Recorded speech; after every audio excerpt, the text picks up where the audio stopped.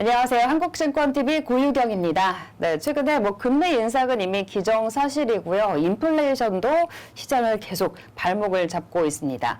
하지만 그렇다고 투자를 쉴 수는 없고요. 이런 금리 인상기, 인플레이션 시기에는 어떤 업종과 종목에 투자를 해야 되는지 좀 궁금하실 텐데요. 오늘은 김한철 연구원과 그 얘기 나눠보도록 하겠습니다. 연구원님 안녕하세요. 안녕하세요. 네, 금리 인상 이제 계속 기정사실이고 인플레이션도 계속 되고 있잖아요. 인플레이션이 되니까 금리를 인상하는 거고 그런 관계가 있기도 하지만 일단 이 부분부터 배경부터 좀 짚고 넘어가야 되겠죠? 네, 일단은 제가 준비한 거는 금리 인상과 인플레이션 시대가 최근에는 좀 시장에서 잠잠해졌잖아요. 네. 반도체 기술주들이 상승을 하고 있는 국면인데 네. 이제 조금씩 내년이 올수록 다가올 거다라는 얘기를 할 거예요. 네. 이제 그 이유는 나중에 설명을 드릴 건데 이제 네. 그로 인해서 이제 내년에 상반기와 하반기 쉴 수도 없잖아요. 말씀 주셨듯이. 네. 그러니까 상반기, 하반기를 나눠서 어떤 종목이 금리 상승과 인플레이션에서 그래도 수익이 날 수 있는 종목이 될까라는 그런 기준에서 제가 설명을 드리고자 섹터 3개를 들고 와봤습니다. 네, 섹터 3개나 오늘 준비가 돼 있습니다. 좀 기대해 주시고요. 일단 이제 테이퍼링이 빨라지는 거 이미 다 알려졌잖아요. 그렇죠. 그 부분부터 짚어볼까요? 네, 일단은 연준이 테이퍼링 속도를 2배 이상 올린다고 얘기했고요. 그 다음에 내년에는 금리 인상을 3차례 인상한다고 얘기를 했기 때문에 당연히 이제 채권금리 시장에서도 이제 조금씩 변화가 나오기 시작할 거란 말이죠. 네. 근데 그와 동시에 그러면 내년 이번 연도 1월이었죠. 그때 채권금리가 10년물 기준으로 2%까지 올라가면서 시장에서 인플레이션 얘기가 나오기 시작을 했는데요. 그와 같은 현상이 나타날 수 있다는 것을 말씀을 드리고자 제가 종목을 들고 와봤습니다. 네, 그럼 자료부터 좀 보면서 해볼까요? 네, 일단 PPT 화면을 보시겠습니다. 네. 일단 아까 말씀드렸듯이 상반기에는 경기 방어주 쪽을 선택을 했고요. 하반기는 이제 반도체 기술주들을 선택을 했는데요. 이제 그에 대한 이유를 좀 설명을 간단히 드리겠습니다. 일단은 간단히 시장 분석을 통해서 얘기를 드릴 건데요. 제가 저번 방송에서 나와서 2007년 국면과 유사하다라는 말을 계속 네. 했던 것이 제가 끌고 가고 있는 그 분위기인데요. 근데 간단히 차트를 보시게 되면은 2007년과 흐름이 매우 흡사합니다. 기술적으로만 봐도요. 이런 기술적인 이런 박스권 장세에 있었고요. 현재도 같은 국면에 있다고 보시면 됩니다. 그러니까 설령 반등이 나온다고 한들 제가 저번 방송에 나와서 크리스마스 랠리가 가능할까라고 물어본 질문에 네. 가능할지언정 이 과연 추세의 상승인가라고 말을 했던 적이 있습니다. 네. 그러니까 저는 그때와 비슷한 국면에 반등이 나온다고 한들 재차 하락하는 국면 이런 국면을 좀 보고 있는 상황입니다. 그래서 우리는 이제 내년에 어떻게 투자를 해야 될까라고 파생이 드는데요. 네. 추가적으로 말씀드린 방금 제가 10년물 국채 금리에 대해서 설명을 드렸습니다. 그래서 10년물 국채 금리가 제가 보는 관점에서는 이렇게 테이퍼링과 그다음 금리 인상 이슈로 인해서 압박감을 받고 이렇게 다시 10년물 금리가 1월처럼 상승하는 국면에 들어설 거다라고 저는 생각을 하고 있습니다. 네. 그러면은 시장에서 기술주들은 지금 상승하고 있는 국면이지만 조금 추춤해질 거고요. 그러면 이제 국채 금리와 상승하는 즉 인플레이션과 관련된 종목들이 오르기 마련이겠죠. 네. 그래서 제가 준비한 섹터를 좀 보자면요. 네. 12월 1월 1일부터 20일까지 최근 급반등을 했잖아요. 근데 그때 업종별 상승 순위를 보시게 되면은 1, 2등이 공교롭게도 통신주, 경기 방어주입니다. 음식료. 그렇죠. 네. 그러니까 이제 인플레이션에 대한 준비를 시장에서는 미리 선제적으로 하고 있다라고 저는 보게 되었고요. 최근에 반도체, 즉 SK 하이닉스나 삼성전자 같은 경우에 큰 상승이 있었잖아요. 그럼에도 불구하고 반도체 업종의 상승률은 6위밖에 되지 않았습니다. 1, 2위는 우리가 조용히 모르고 있지만 조용히 오르고 있다는 걸 볼 수 있고요. 근데 월가에서 역시 AT&T, 즉 통신주들에서의 긍정적인 리포트가 몇 년 만에 나왔습니다. 즉 통신주들을 잘 보고 있다라는 얘기고요. 자, 그러면 이제 통신주들의 투자 포인트를 몇 가지 좀 체크해 볼 건데요. 네. 첫 번째는 이제 5G 가입자 증가, 우리 모두 휴대폰을 쓰면서 이제는 4G LTE를 안 쓰잖아요. 네. 이제 5G 가입자가 증가를 하면서 당연히 매출과 이익은 이 통신주의 특징이잖아요. 매출과 영업이익이 꾸준히 잘 나오고 있다. 그리고 경기 방어주의 특징적인 매력이라고 할 수 있겠죠. 그 다음에 연말이 다가올수록 이 배당에 대한 매력은 당연히 높아지는 부분이고요. 그래서 KT나 LG U+나 SKT 같은 경우에도 연말 배당이 한 5% 정도 나온다고 합니다. 그래서 배당에 대한 매력도 있고요.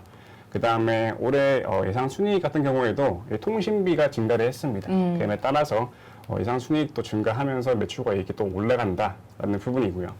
그러니까 통신주들의 투자 포인트, 체크 포인트는 아까 말씀드린 인플레이션과 금리 상승에 따른 경기 방어주도 있지만 제가 보고 있는 부분 이 마지막 부분 글로벌 OTT 서비스입니다. 네, 이제 그렇죠. 통신주들은 이제 SK텔레콤에서의 이 매출 부분을 보시게 되면은 이 유무선 부분에 굉장히 많은 부분을 차지하고 있습니다. 그래서 약 매출 비중의 88% 정도가 이제 유무선 비중에 차지하는 비중이 있는데요.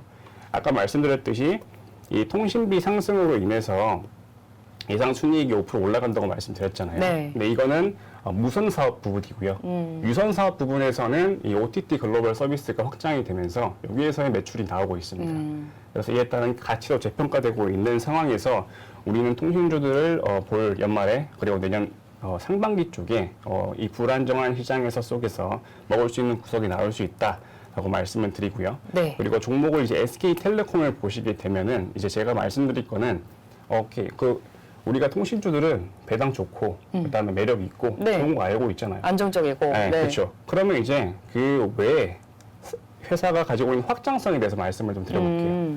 네, SK텔레콤은 아까 말씀드렸듯이 유선 부분 사업 부분에서의 웨이브라는 그런 OTT 서비스가 있습니다. 네. 이제 우리나라의 글로벌 한국 토종 OTT라고 할 수 있는데요. 네. 1,000만 명 이상의 가입자가 있습니다. 하지만 넷플릭스에 막혀 있어요, 지금. 그렇죠. 그렇죠. 넷플릭스가 너무 공행진을 하다 보니까 막혀 있는 상태인데 공교롭게도 SK텔레콤은 여기에 힘을 쏟아붓고 있는 것 같아요.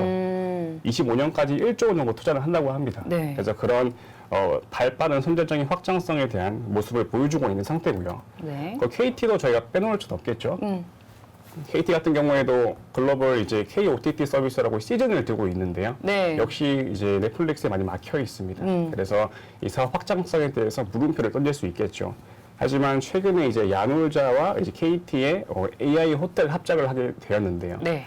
호텔에 가시게 되면 우리가 불을 켜고 끄는 행위들을 전부 다 수동으로 하기 마련이잖아요. 네. 근데 이제 모든 음성으로 바뀌게 됩니다. 아, 불 켜줘 이렇게. 그렇죠. 네. 약간 이제 미래지향적인 모습이 이제 되고 있고요. 실제로 이제 광주에서는 이미 KT와 이제 야노자가 합작을 해서 H1 호텔에서 이제 시작이 됐다고 합니다. 네. 그래서 이게 슬슬 이 생계를 잡아가기 시작한다고 하면 KT도 역시 이 무선 사업부를 떠나서 네. 무선 사업부 쪽에서의 확장성을 가져갈 수 있겠죠. 이제 그리고 이제 네, 이렇게 통신주 중에서 그래서 뭐 SK텔레콤, KT 그렇죠. 짚어봤는데 LG 플러스도 있잖아요. 이제 말씀을 드릴 건데 네. 제가 이 슬라이드를 준비 안 한 이유는 몇 가지가 있는데요. 왜요? LG 플러스 같은 경우에는 넷플릭스 그리고 이제 그 디즈니 디즈니. 플러스를 독점으로 계약을 했습니다만 안 좋은 점이 있습니다. SK나 KT처럼 이 독단적인 IP에 대한 투자를 하지 않고요. 단순히 이제 글로벌 OTT 서비스를 가져와서 이런 독점 계약만 한 경우이기 때문에 실질적인 가지고 있는 IP가 부족합니다. 그래서 거기에서 투자를 많이 이루어져야 된다는 우려의 목소리가 나오고 있는 상태예요. 네. 그래서 그런 부분에서 봤을 때 LG 플러스는 좀 제하고 제가 SK와 KT를 들고 왔는데요. 네. 제 개인적으로 봤을 때는 이 통신주 중에서는 저는 SK에 조금 한 표를 주고 싶은 입장이에요. 통신주 중에 탑픽은 SK텔레콤이다. 네, 이제 그 이유를 말씀을 드리면 최근에 인적 분할을 했잖아요. 네. 그래서 이 추가적인 이 시장에서의 상승 모멘텀을 많이 가지고 있는 상태예요. 그리고 이제 수급적인 측면에서도 굉장히 좋은 상태고요. 네, 그런 측면에서는 저는 이 통신주 중에서 우리 통신주 매출 잘 나오고 뭐 좋은 거 알고 있잖아요. 그러면 그 중에서 우리는 아까 말씀드린 확장성 속에서는 SK가 매력도가 좀 높지 않을까라는 생각을 해보고 있습니다. 네, 뭐 아까도 쭉 짚었지만 이제 뭐 배당 기대감도 있고 이제 확장성도 있고 OTT 관련해서도 이제 통신주가 좋다 이런 얘기를 해주셨는데 또 자율주행에서도 이 통신주를 빼놓을 수가 없잖아요. 자율주행 차에서도 그렇죠. 그런 매력도 볼 수 있죠. 그렇죠. 뭐 통신주들은 어차피 5G와 다 연관이 돼 있는 부분이니까. 그러니까 나중에 이제 그게 자율주행과 엮여서 시장에서 반응을 한다고 하면은 추가적인 업사이드는 충분히 기대해 볼 수 있다라는 점은 있습니다. 네, 이렇게 해서 이제 통신주에 대해서 다양하게 알아봤는데 SK텔레콤, KT, LG U+ 중에 또 SK텔레콤 일단은 탑픽이라고 얘기를 해주셨는데 이 세 종목을 좀 차트상으로 볼 수 있겠죠. 네, 일단은 화면을 보시게 되면요. 네. 뭐 SK텔레콤 같은 경우에는 지금 이 박스권 구간이 약 20년 동안 박스권이었습니다. 이 구간이 20년 동안 박스권이었는데 여기를 지금 밑에서 강한 거래량과 함께 동반하는 모습이잖아요. 네. 그리고 최근에 인적 분할 이슈로 인해서 이렇게 박스권 상단을 주가 상승하는 모습이 보이고 있습니다. 그러면은 이런 박스권에 대한 레벨이 이 정도까지 열려 있다고 볼 수 있는 거겠죠. 근데 이제 제가 탑픽으로 뽑은 이유를 이제 KT와 한번 비교를 해보겠습니다. 네. 근데 KT를 보시게 되면은 밑에서 이렇게 올라오는 모습은 바닥권에서 굉장히 좋은 모습이지만 네. SK와 다른 모습이 연출이 되고 있잖아요. SK는 이런 박스권을 돌파하는 흐름이었는데 이제는 바닥권에서 올라오고 있다는 모습이에요. 네. 그래서 이제 뭐 SK보다는 뭐 좋은 면일 수도 있고 안 좋은 면일 수도 있지만 뭐 업사이드 측면에서는 SK가 매물대 측면에서는 왜냐하면 SKT 같은 매물대가 여기 많이 있어요. 그래서 올라간다고 한들 위해서 막힐 수밖에 없는 국면이고요. 하지만 여전히 저는 바닥권에서 올라오는 모습에서는 좋은 모습을 가져가고 있다라고 생각을 하고 있고요. 그리고 이제 LG 플러스도 설명을 드릴 수 있겠는데요. 네. LG 플러스도 차트상으로 어떨까요? 네, 차트상으로 봤을 때도 다 통신주도 굉장히 좋은 모습입니다. 그러니까 전반적으로 이런 큰 박스권도 LG 플러스를 위해서 상승하기 위한 노력을 하고 있는데요. 최근에 SK나 KT 같은 경우에는 이렇게 상승하는 모습이 있었지만 네. LG 플러스 같은 경우는 이 상승세가 좀 둔화되는 모습이 나오고 있습니다. 그래서 그런 측면에서 역시 아까 제가 말씀드렸던 이 IP 가치의 활용도에 대해서 좀 제한적인 상황을 받지 않고 있냐라고 개인적으로 생각을 해보고 있습니다. 네, 이렇게 통신주를 좀 분석을 해봤어요. 그리고 아까 저 통신주 얘기를 줄 때 월가에서도 이제 AT&T에 대해서 좋은 보고서가 나왔는데 이게 굉장히 오랜만에 나온 거라고 얘기를 해줬잖아요. 네, AT&T 차트도 한번 보시고 가실게요. AT&T 차트를 보시게 되면은 이 월봉인데요. 지금 거의 13년 만에 최저가를 갱신했습니다. 그래서 그만큼 시장에서 많이 소외가 되었다라는 부분이고요. 자, 근데 왜 월가에서 이런 뉴스가 나왔을까라고 보시게 되면요. 최근에 상승세를 보시게 될게요. 이렇게 최근에 나스닥이 급락하고 급반등하고 있는 모습인데 이런 통신주들에서의 모습이 선제적으로 나오고 있는 모습이에요. 이렇게 최근에 뭐 한 10% 정도의 상승을 하면서 이 추세의 반전을 노리고 있는 부분에서 우리는 AT&T 여파로 인해서 한국통신주들 역시 같은 분위기를 내고 있지 않나라고 개인적으로 생각해보고 있습니다. 네, 이래서 이제 경기 방어주 중에 이제 또 기대가 되는 통신주 알아봤고요. 또 경기 방어주 하면 또 식품주 있잖아요. 그렇죠. 그리고 이제 뭐 이제 해 바뀌고 정권 바뀌고 하면서도 식품주가 좋을 거다 뭐 이런 얘기도 나오고 있던데 네. 식품주는 어떻게 보세요? 식품주도 방금 제가 아까 업종별 상승률에서 최근에 가장 올라갔던 게 첫 번째가 통신, 두 번째가 이제 식품. 식품이죠. 네. 근데 되게 조용히 올라가고 있습니다. 그러니까요. 거의 아무도 모르는 느낌으로 이제 기관들만 매수하는 그런 느낌인데요. 식품주를 얘기할 때 투자 포인트는 두 가지가 있습니다. 슬라이드를 보고 얘기를 드리면요. 네. 첫 번째는 이제 판가 인상으로 인한 이익률 증가라는 부분인데요.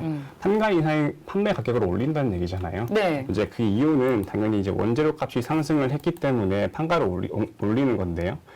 이제 식품주가 인플레이션으로 편입되는 이유가 딱 한 가지로 볼 수 있겠죠. 원재료 값이 올라가잖아요.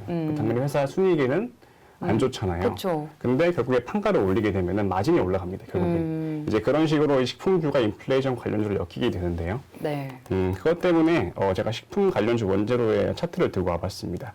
즉 밀, 대두, 옥수수, 즉 식품에 관련된 원재료 값의 수익 단가를 보시게 되면 네. 2007년도, 8년도에는 가격이 급등하는 걸 볼 수 있을 겁니다. 네. 이때가 아까 제가 말씀드린 2007, 8년 국면과 현재 국면과 비슷하다는 국면을 뒷받침할 수 있고요.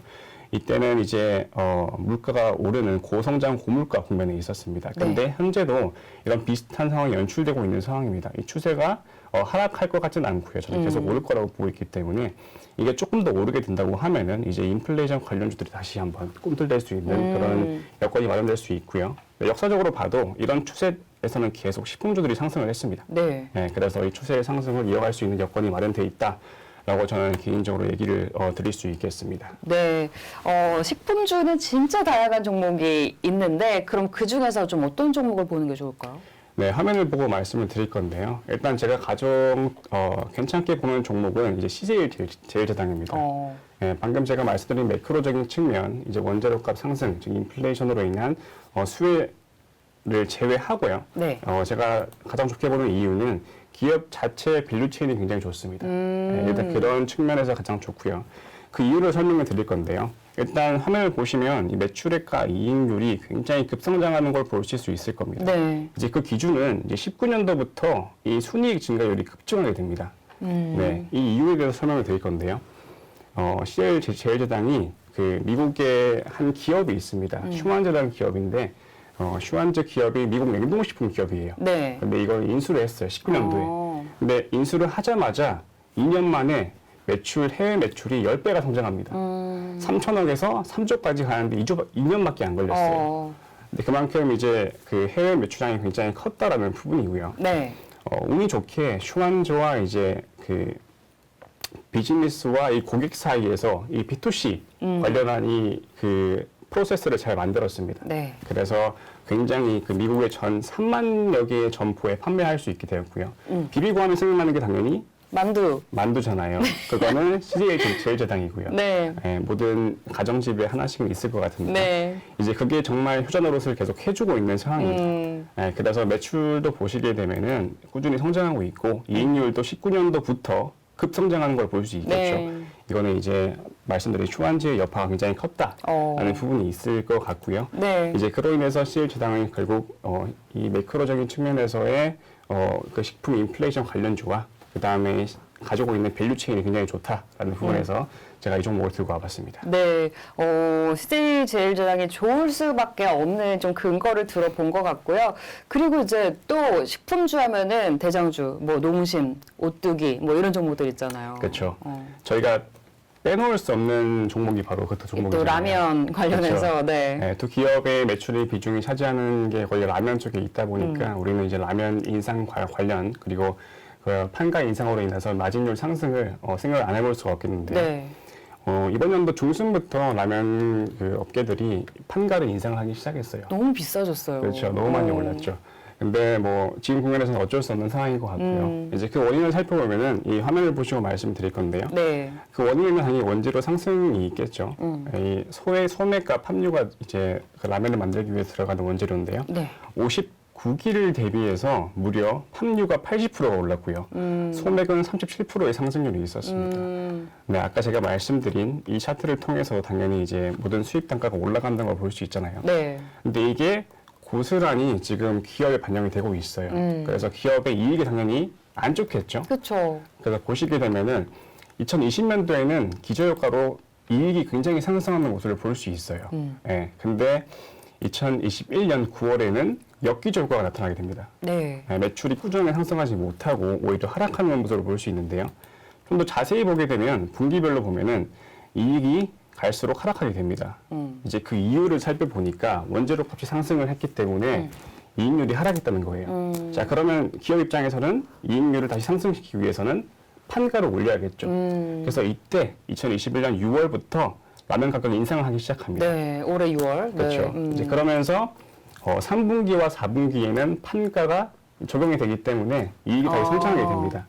그래서 이런 그 3분기에서의 이익이 다시 급증했다고 걸 볼 수 있고요. 네. 4분기 전망도 이제 라면 업계들이 다시 매출과 이익이 상승할 거다라는 전망이 많이 보여지고 있어요. 네. 그래서 그런 측면에서도 우리는 하반기 그리고 내년 초에 들을수록 이 라면값 판가 인상, 즉 인플레이션으로 인해서 매출과 이익이 상승할 수 있구나라고는 알 수 있겠죠. 네, 이렇게 해서 이제 식품주가 또 좋을 수밖에 없는 실적이 좋아질 수밖에 없는 배경을 쭉 들어봤습니다. 그리고 우리가 또 얘기를 안 해볼 수 없는 게 반도체주잖아요. 그렇죠. 우리 정말 대장주고 잘 가줘야지 코스피도 뭐 3,200, 3,500 갈 텐데 반도체주는 어떻게 보세요?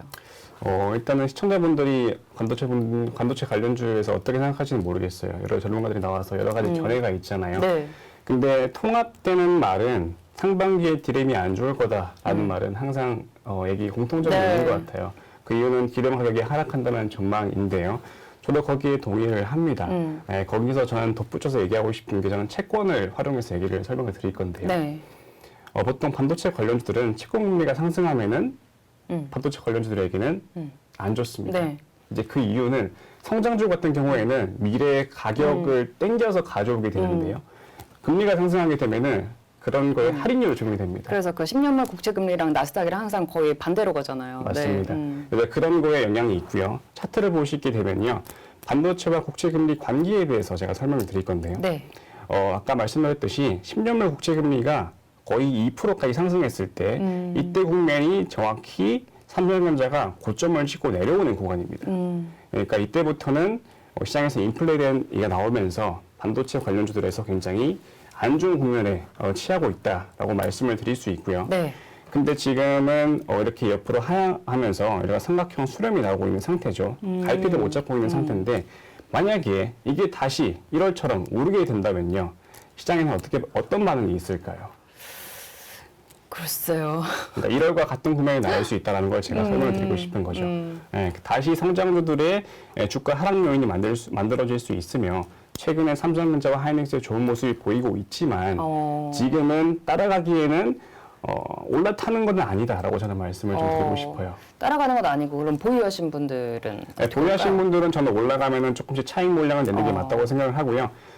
투자 포인트를 설명을 다시 한번 드리면요. 네.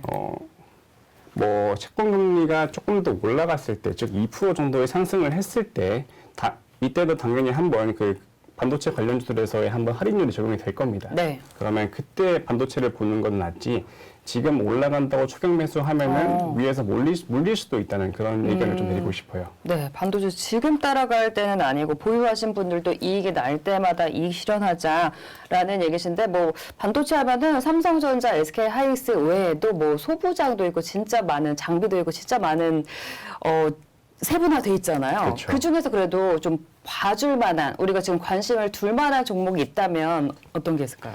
네, 일단은 제가 반도체 관련주에서 한 종목만 제가 준비를 해왔습니다.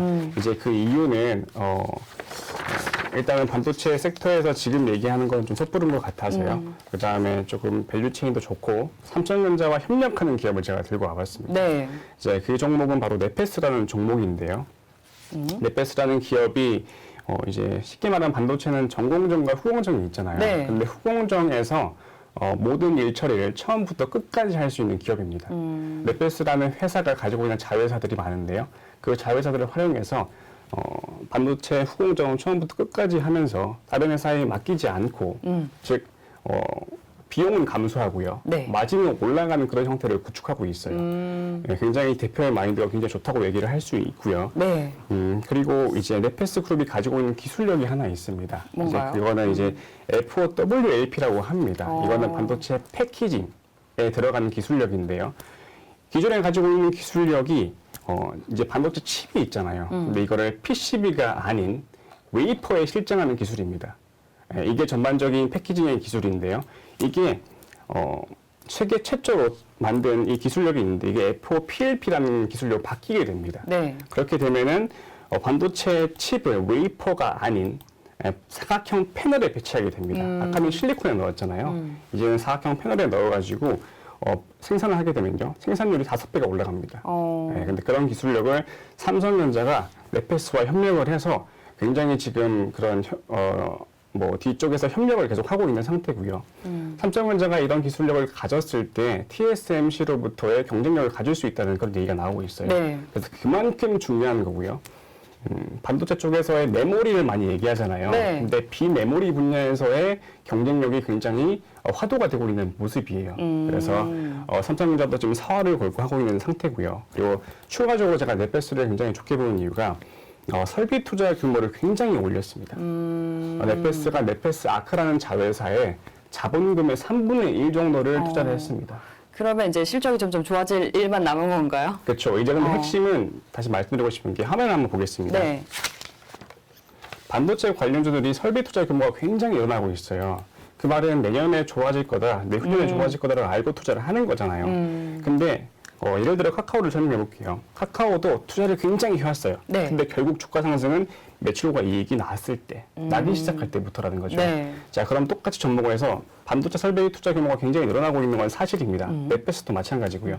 근데 이게 매출과 이익으로 잡히기 시작할 때 주가의 아웃퍼폼이 나온다는 거죠. 네. 그러면은 그걸로 시기적으로 봤을 때 내년 하반기가 괜찮은 시기이지 않을까라는 개인적으로 생각을 해봐서 제가 하반기에 반도체 관련주를 보면 좋을 것 같다라고 말씀을 드린 거예요. 네, 반도체주 뭐 내년 뭐 초쯤엔 별로 안 좋을 거다 이런 얘기는 일단 지배적인데 김한철 연구원은 내년 하반기에는 좋을 거다라고 보면서 그 중에서도 반도체주 종목 중에서는 기술력도 좋고 또 삼성전자의 협력사고 또 설비 투자 규모도 많이 늘린 넷패스를 가지고 오신 건데 차트도 좀 보면서 자세하게 좀 넷패스도 분석을 해볼까요? 네.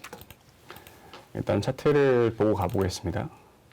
네, 일단 차트를 보시게 되면요. 뭐 삼성전자 협력사 즉 반도체 관련들이 최근에 급상승이 있었잖아요. 네. 그래서 오랜 이런 박스권을 뚫고 지금 위에서 고공행진하고 있는 중입니다. 자, 하지만 최근에 이제 삼성전자와 동일하게 1월부터 큰 가격 조정을 계속 받으면서 이렇게 우하향하는 모습을 보실 수 있을 건데요. 네. 이제 이 추세 라인을 돌파하기 위해서는 아까 말씀드린 매출과 이익이 잡히기 시작하는 그때 시점부터가 이 추세 라인을 돌리기 시작하는 시점이다라고 개인적으로 생각을 하고 있어요. 네. 최근에 삼성전자 하이닉스 반도체 관련주들이 좋아서 이 추세적인 상승을 모습을 보이고 있지만 과연 이게 매출과 이익이 잡히지 않는 현 시점에서 추세의 상승을 이어갈 수 있을까라는 부분에 저는 의문이라고 생각을 하고요. 네. 이게 추세적인 조금 더 하락이 왔을 때, 즉 이 저점을 깨고 좀 내려왔을 때부터의 관심을 가져도 늦지 않다라고 말씀을 드릴 수 있겠네요. 네, 그게 내년 하반기 정도가 될 하반기 것이다. 정도 될 것이다. 네, 그때쯤에 상승할 것으로 일단 예상을 해주셨습니다. 이렇게 해서 뭐 오늘 경기 방어주, 반도체주 얘기까지 나눠봤습니다. 뭐 금리 인상, 인플레이션 이거는 기정사실이고 깔고 가야 되는데 이럴 시대는 통신주와 그렇죠. 식품주에 맞습니다. 관심을 가지고 반도체주는 조금 더 후에 맞습니다. 보자라고 말씀드리면 될까요? 네, 전반적인 시장을 좀 보수적인 스탠스로 가자라는 보수적으로. 의미가 되겠죠. 네. 이렇게 해서 오늘도 김한철 연구원과 다양한 얘기 나눠봤습니다. 다음 시간에는 또 어떤 얘기를 들어볼 수 있을까요? 다음 시간에는 또 재미있는 얘기를 준비를 해야겠죠. 네.